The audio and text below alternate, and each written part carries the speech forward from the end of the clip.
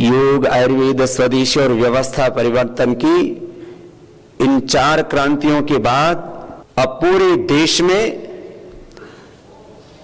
शिक्षा के क्षेत्र में एक बहुत बड़ी क्रांति पतंजलि पीठ के माध्यम से कर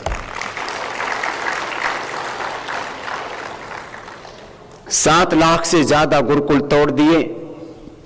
षड्यंत्र के तहत ब्रिटिश सरकारों ने और मैकाले की एक ऐसी शिक्षा पद्धति जिसमें मात्र कुछ सूचनाएं, इंफॉर्मेशंस, कुछ थोड़ा बहुत तकनीकी प्रबंधकीय ज्ञान दिया गया और हम ऋषि पुत्रों को मात्र बस एक नौकर की तरह हम कैसे 10, 20, 50 हजार, लाख, 2 लाख रुपए कमाएं और उससे कुछ थोड़े संसाधन इकट्ठे हो जाएं और हमारे भीतर की मानवता, हमारे भीतर की संस्कृति, वो हमारे भीतर के संस्कार, माने जिससे मानव मानव बनता है, उसके भीतर के देवत्व को जगाया जाता है, वो शिक्षा और संस्कार का, ऋषि ज्ञान परंपरा का जो पुण्य प्रवाह था वो टूट गया था। अभी भी करीब करीब 100 बोर्ड देश भर में चलते हैं। स्टेट बोर्ड्स हैं, कुछ सेंट्रल बोर्ड हैं, कुछ 1-2 विदेशी पाठ्यक्रम को भी लेकर के और नए बोर्ड बनाए गए। इन सारे बोर्ड्स में भारत और भारतीयता का समावेश नहीं है, चाहे वो स्टेट बोर्ड्स हैं, चाहे वो सीबीएसई का सेंट्रल बोर्ड है। और इसमें ज्यादातर ऑटोनॉमस बोर्ड्स हैं, माने कोई, अब जैसे सीबीएसई तो कहने को कह दिया जाता है कि गवर्नमेंट का बोर्ड है, गवर्नमेंट से तो उसको स्वीकृति लेनी पड़ती है। ऑटोनॉमस बोर्ड होते हैं, ऑटोनॉमस बॉडी होती है इसकी। तो अब हमने तय किया है कि सीबीएसई से भी उन्नत कोटि का एक बोर्ड बनाया जाएगा और शिक्षा के क्षेत्र में एक नई क्रांति का सूत्रपात किया जाएगा,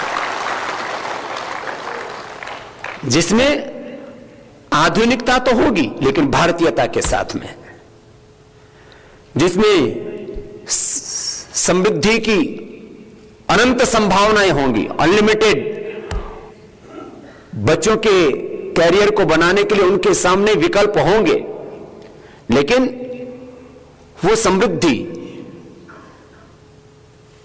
आध्यात्मिकता के साथ, प्रॉस्पेरिटी विद स्पिरिचुअलिटी। अभ्युदय और निश्रेयस एक साथ। हमने आचार्य कुलम का स्लोगन दिया, शिक्षा, संस्कार, अभ्युदय, निश्रेयस। अभ्युदय माने चारों तरफ से हमारे जीवन में समृद्धि हो, खुशहाली हो, ग्रोथ हो, डेवलपमेंट हो, विकास हो, लेकिन उसमें आध्यात्मिकता, निश्रेयस, जीवन का शाश्वत सत्य उसमें ओझल ना हो जाए। यह एक जगह से संभव नहीं है कि आचार्य कुलम खाली हरिद्वार में बन जाए या दिल्ली में बन जाए, मुंबई, कलकत्ता में बन जाए, चेन्नई में, महानगरों में बन जाए, उतने से बात नहीं बनेगी। अब हमने सोचा है देश के लगभग हर एक जिले में, पहले चरण में हमने सोचा है कि कम से कम, ऐसे तो 600 से ज्यादा जिले हो गए, अब पॉलिटिकल रीजंस और हमारा देश भी बहुत बड़ा है तो उसकी वजह से जिले हर रोज बनते रहते हैं, लेकिन हमने फर्स्ट टारगेट किया है कि कम से कम 500 आचार्य कुलम देश भर में खोले जाएं। फिर जो है अभी लोग एफिलिएशन के लिए भी फोन करें कि हम आचार्य कुलम से एफिलिएशन करना चाहेंगे, जो अभी एक नया बोर्ड बनेगा, सारी चीजें होंगी, बहुत कुछ होगा उसमें। वैदिक शिक्षा, आधुनिक शिक्षा का एक बहुत बेजोड़ एक संगम, बहुत एक वैज्ञानिक सार्वभौमिक एक बहुत बड़ा पुरुषार्थ इस दिशा में शुरू हो चुका है। तो मैं कह रहा था, अब यह जो योग क्रांति, आयुर्वेद क्रांति, स्वदेशी क्रांति, व्यवस्था परिवर्तन की क्रांति के बाद अब ये शिक्षा की महाक्रांति, ये सबसे बड़ी क्रांति मान रहा हूं मैं। अभी हमारी सर्वोच्च प्राथमिकताएं क्या हैं? तो हमने 3 प्राथमिकताएं तय की हैं। स्वस्थ भारत, ये तो छूटेगा थोड़ी, ये तो और बढ़ेगा। स्वस्थ भारत, मोदी जी ने मुझसे पिछले दिनों जब प्रधानमंत्री बनने के बाद भी करीब 1.5 घंटे की मुलाकात थी, कई संदर्भों में बातचीत की, अलग अलग विषय थे, डिफरेंट सेक्टर्स के बारे में बात की, लेकिन उसमें फिर ये भी मुद्दा आया, ये तो स्वच्छ भारत मिशन तो लॉन्च तो अब किया ना। मुझसे बोले स्वामी जी इस बारे में मुझे आपका सहयोग चाहिए। मैंने कहा आप जो आपका सहयोग हम कर सकेंगे उसके लिए तैयार हैं। तो बोले स्वामी जी आप स्वच्छ भारत मिशन को भी साथ में लेकर के चलें तो मुझे प्रसन्नता होगी। तो उन्होंने कहा, हम पर यदि भरोसा किया है तो हमने कहा कि ये कोई व्यक्ति का काम थोड़ी है, तो ये देश के सम्मान और स्वाभिमान का काम है कि पूरी दुनिया में भारत स्वच्छता में भी दुनिया से आगे हो। ये पवित्र देश है तो भौतिक रूप से भी पवित्र हो, आध्यात्मिक रूप से तो पवित्रता की पराकाष्ठा है। तो स्वच्छ भारत, उसके लिए योग, आयुर्वेद, प्राकृतिक चिकित्सा और तन का मन का स्वास्थ्य है। काला धन के साथ साथ काला मन भी हो गया है ना लोगों का, तो काला धन तो लाना ही है, काला मन भी ठीक करना है ना। तो स्वस्थ भारत, स्वच्छ भारत, और तीसरी हमारी सर्वोच्च प्राथमिकता, इन तीनों पर हम अपने आप को पूरी तरह से फोकस किए हुए हैं और इसी दिशा में अपने को आगे काम करना है। स्वस्थ भारत, स्वच्छ भारत और शिक्षित भारत, ये 3 अपने मुख्य लक्ष्य होंगे। और अब इन तीनों के द्वारा एक और बहुत बड़ी छलांग आप सब लोगों को लगानी है और दुनिया के इतिहास में एक और स्वर्णिम अक्षरों में आपको सेवा दर्ज करानी है। तो हमारी सर्वोच्च प्राथमिकताएं कितनी है अभी? बोलिए। स्वस्थ भारत, दूसरा और तीसरा, 3 बातें तो एकदम से रिकॉर्ड हो जाती है। इससे आगे जो है ना फिर फ्लॉपी में थोड़ा गड़बड़ हो जाती है और फिर घुसाओ भी तो फिर डिलीट हो जाता है। अब इस शिक्षित भारत के लिए सबसे बड़ा अभियान होगा आचार्य कुलम। और आचार्य कुलम के, मैंने कहा 500 आचार्य कुलम तो पतंजलि योगपीठ से संचालित होंगे, उसका मुख्यालय तय कर लिया जाएगा। अभी तो हरिद्वार रहेगा, हो सकता है कुछ दिन बाद दिल्ली चला जाए, क्योंकि पूरी दुनिया के लोग वहां पर आते हैं। तो आध्यात्मिक की दृष्टि से तो हरिद्वार वर्ल्ड की स्पिरिचुअल कैपिटल है, लेकिन बाकी राष्ट्र के अभ्युदय के लिए जितने कार्य करने हैं उसके लिए दिल्ली में भी केंद्र हो सकता है। और उसके प्रस्ताव भी मेरे पास में आ चुके हैं, दिल्ली से, गाजियाबाद से। अभी जैसे हमने ये आचार्य कुलम की चर्चा शुरू की है, भाई अनिल अग्रवाल जी जिनकी मैं बात कर रहा था, उन्होंने कहा बाबा जी आपको 500 आचार्य कुलम बनाने हैं, उसमें मुझे आप जिस सेवा के लिए कहोगे उस सेवा को करने के लिए मैं तैयार हूं। एक आचार्य कुलम की भूमि देने वाले भी बहुत से लोग तैयार हैं। वो तो भूमि के लिए तो इतने प्रस्ताव आ रहे हैं। जैसे ही मैं पहुंचा यूरोप की यात्रा के बाद, एक भाई बुलंदशहर से आया, कितने बुलंद इरादे उसके देखिए। उसके करीब जो है 17 एकड़ कितनी जमीन, करोड़ों रुपए उसकी कीमत है। बोले बाबा जी मुझे अपनी पूरी जमीन आचार्य कुलम के लिए देनी है। मैंने कहा अपने लिए? बोले अपने लिए भी उसी में एक छोटा सा कोठड़ा बना देना। और बना हुआ है बोले मेरा, उसमें एक छोटा सा मंदिर और एक कमरा मैंने बनाया हुआ है, और वो जमीन और मेरा गांव में घर भी है। वो सब कुछ मैं आपके चरणों में सौंपना चाहता हूं। बस मेरी जितनी सांसें हैं मैं अपनी आंखों के सामने जो वहां सेवा हो रही है उसको देख लूंगा, और जो आप सेवा लगाएंगे उसको कर लूंगा। जिंदगी को एक मकसद मिल गया है। नहीं तो यही सोचता था मेरी जमीन का होगा क्या। उनको कोई संतान नहीं है।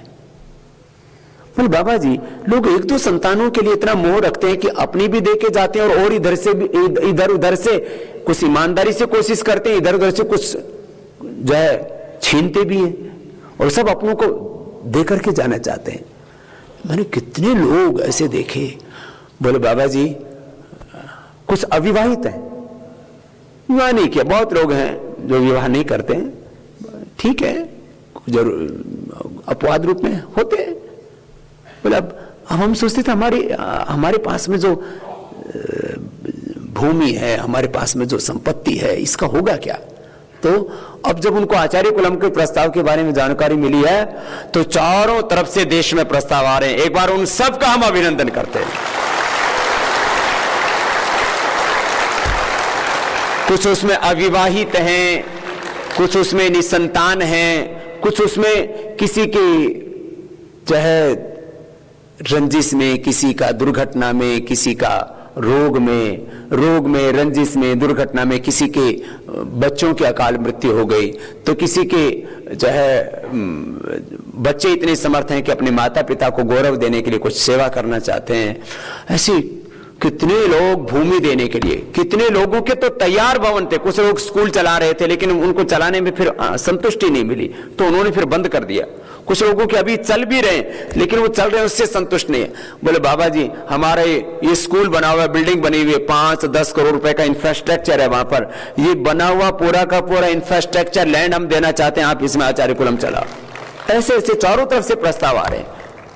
ऐसे बहुत लोग सेवा करना चाहते हैं, उनको जगह नहीं मिलती है कि कहां हमारे इस साधन का सदुपयोग हो।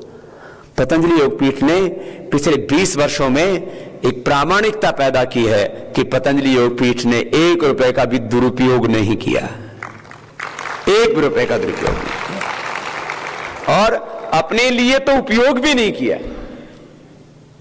जमीन पर सोना, इतना सा खाना। देखो अभी हो सकता है गुरु से शिष्यों का पेट थोड़ा अव्वल दर्जे का होगा, हाँ? नहीं, आपका ख्याल रखने वाले कितने लोग हैं जी? घर परिवार के 10-20 लोग, और मेरा ख्याल रखने वाले और मुझे खिलाने वाले लाखों करोड़ों लोग। यदि थोड़ी थोड़ी भी आहुति देता तो अभी महायज्ञ हो गया होता।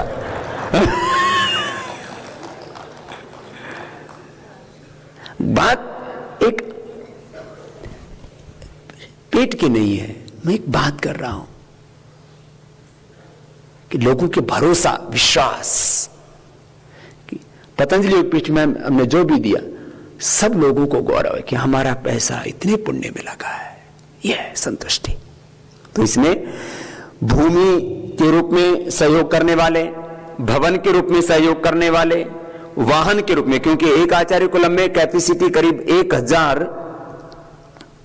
विद्यार्थियों के हम रख रहे हैं। फर्स्ट स्टैंडर्ड से कक्षा 1 से और 5 तक शुरू करेंगे, फिर वही बच्चे ऊपर जाएंगे क्योंकि इसका सिलेबस भी बहुत ही साइंटिफिक, बहुत ही एडवांस होगा।